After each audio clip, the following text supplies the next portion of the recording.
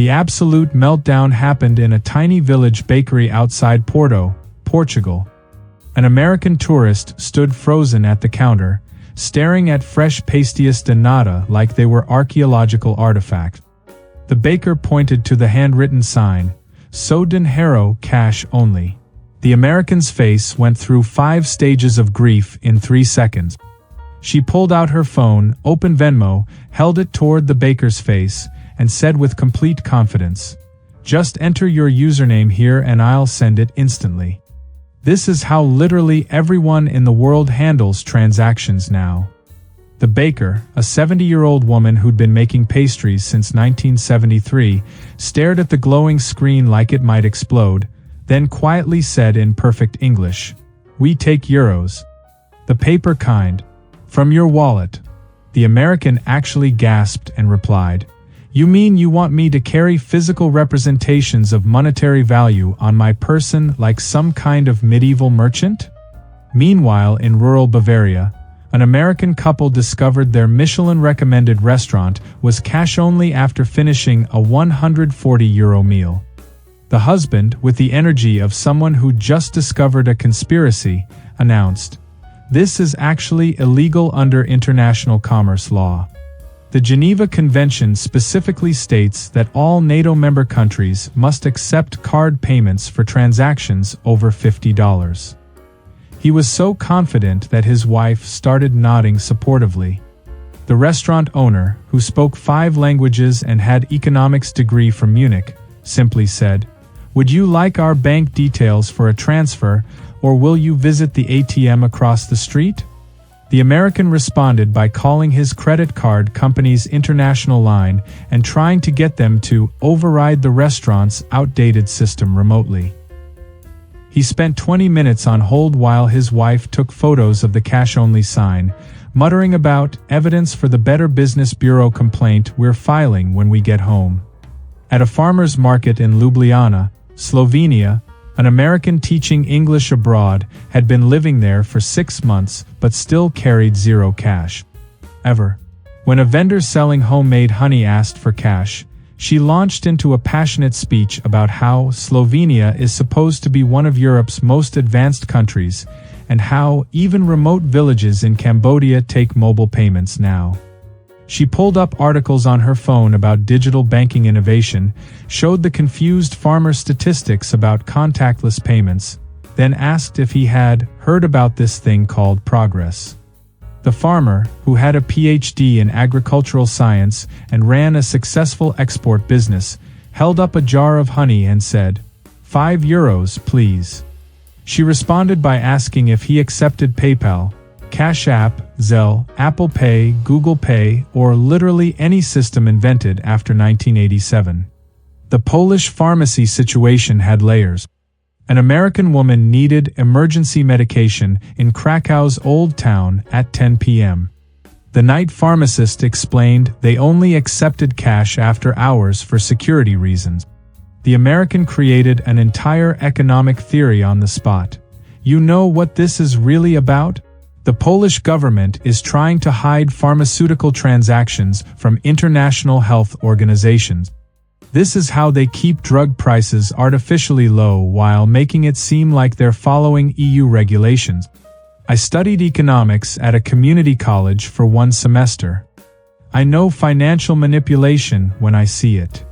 She then demanded the pharmacist call the Polish equivalent of the FDA to override this policy because American citizens deserve the same payment options abroad that they have at home, and I'm pretty sure that's in the Constitution. The pharmacist, who had simply been following standard security protocol used by night pharmacies across Europe, offered to walk her to the 24-hour ATM 15 meters away. The American responded, "Walking to get cash in the dark? In Eastern Europe? Do you think I didn't watch Taken?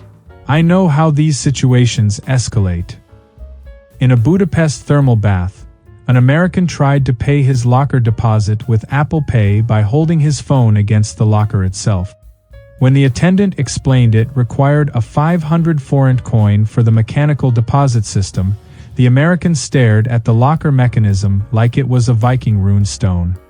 So you're telling me that in 2024, in the capital of a European Union nation, your security system runs on coins? Physical coins that I have to insert into a metal slot using my actual hands. He photographed the locker system extensively, explaining he was documenting outdated infrastructure for a blog post about technology gaps in Central Europe. Then he asked if he could just leave the locker unlocked, since he didn't carry coins as a matter of principle. When told that wasn't possible, he spent 10 minutes trying to find someone who would trade his €20 note for coins, offering an extra €5 for the convenience fee of this absurdly backwards system. At a Czech Republic castle tour, the ticket booth accepted cash only. An American student studying abroad argued that this violated international tourism accessibility standards, because what if someone gets robbed on the train and only has cards left? Are you just going to deny them access to UNESCO World Heritage Sites because of circumstances beyond their control? The ticket seller explained there were 3 ATMs within 2 blocks. The American countered with, "But that's discrimination against people who've made the environmentally conscious choice to go cashless. Paper money production destroys forests. You're literally punishing people for caring about climate change." She then tried to hand over her driver's license as collateral, promising to mail cash from America, and seemed genuinely shocked when this proposal was declined. She ended up posting on 17 different Prague tourism forums about how the Czech castle system is gatekeeping cultural heritage behind antiquated payment requirements. On a Croatian island, a small family canoba served the best octopus in the Adriatic but had never owned a card machine. An American food blogger who'd specifically sought out this authentic location had a full breakdown when presented with the cash-only reality. "Your Instagram has 4,000 followers," he told the owner. "You understand social media but not digital payments? That's literally backwards technological adoption.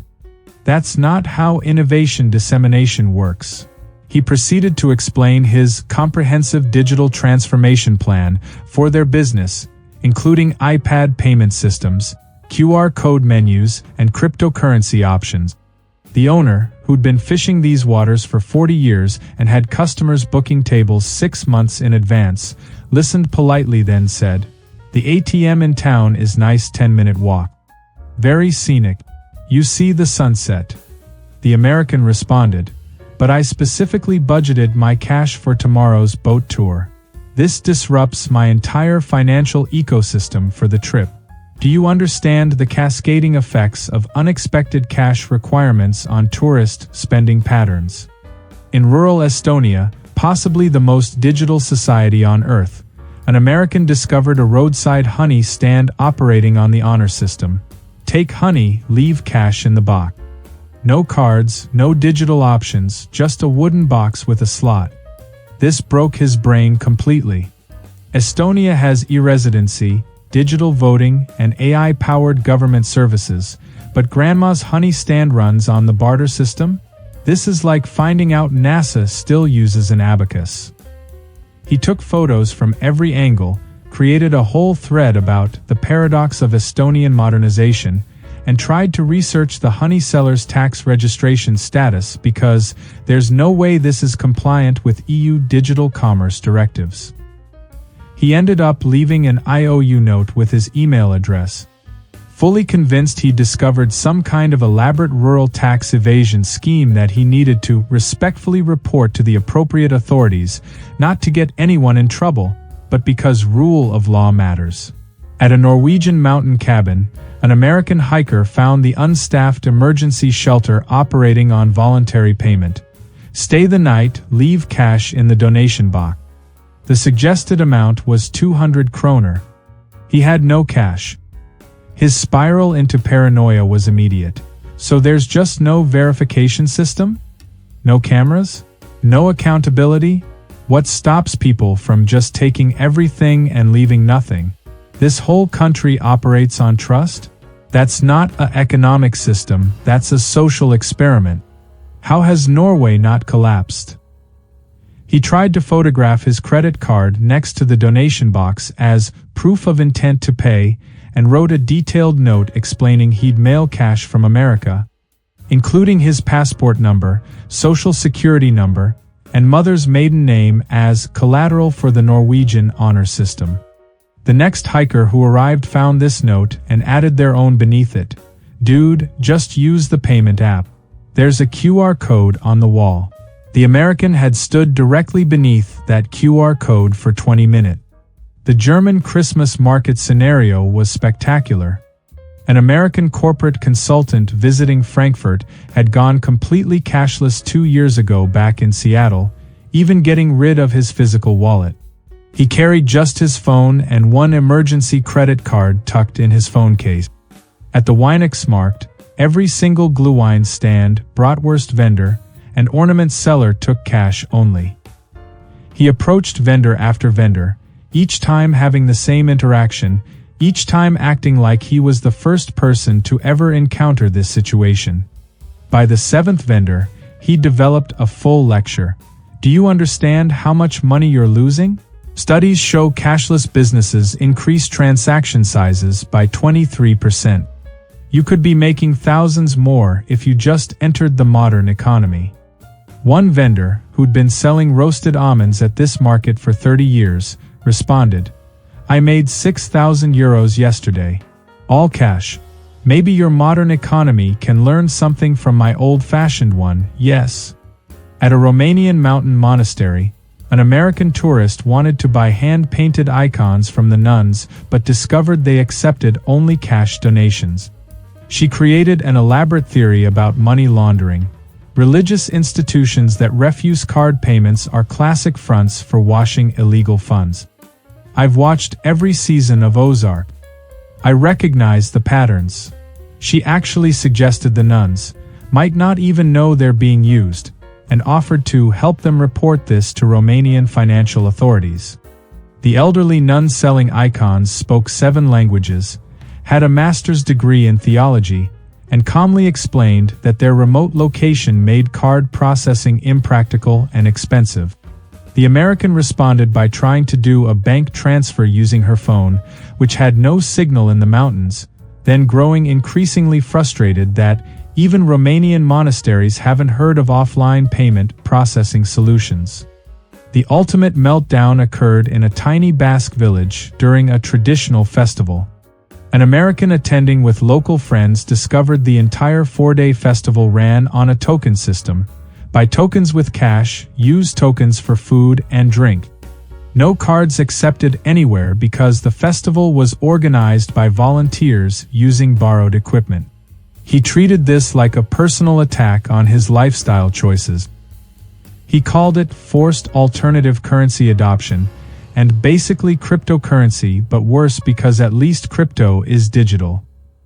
He tried to organize other tourists to demand card payment options, created a petition that got 0 signatures, and finally asked if he could just work a shift at one of the stands to earn tokens instead of using cash.